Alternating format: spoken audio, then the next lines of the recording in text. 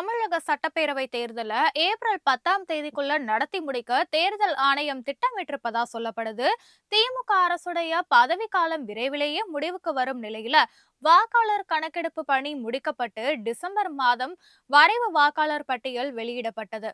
பட்டியல்ல பெயர் சேர்க்க நீக்க விண்ணப்பங்கள் பெறப்பட்டு வரும் நிலையில பிப்ரவரி 7ஆம் தேதி இறுதி வாக்காளர் பட்டியல் வெளியிடப்பட இருக்கு. சட்டப்பேரவை தேர்தலை விரைந்து நடத்துவதற்கான ஆயத்த பணிகளை தேர்தல் ஆணையம் தீவிரப்படுத்தி இருக்கு. இதற்காக தமிழகம் வரும் தலைமை தேர்தல் ஆணையர் தலைமையிலான குழுவினர் அங்கீகரிக்கப்பட்ட கட்சி நிர்வாகிகள் கூட ஆலோசனை நடத்த இருக்காங்க. தொடர்ந்து மாவட்ட தேர்தல் அலுவலர்கள் மற்றும் காவல்துறை அதிகாரிகள் கிட்டையும் தலைமை தேர்தல் ஆணையர் ஆலோசனை நடத்த போறாரு. ஆலோசனைக்கு பிறகு பிப்ரவரி கடைசி வாரத்துல தமிழக சட்டப்பேரவை தேர்தலுக்கான தேதியை அறிவிச்சு ஒரே கட்டமா ஏப்ரல் 10ஆம் தேதிக்குள்ள வாக்குப்பதிவை நடத்தி முடிக்கவும் தேர்தல் ஆணையம் திட்டமிட்டிருக்கு.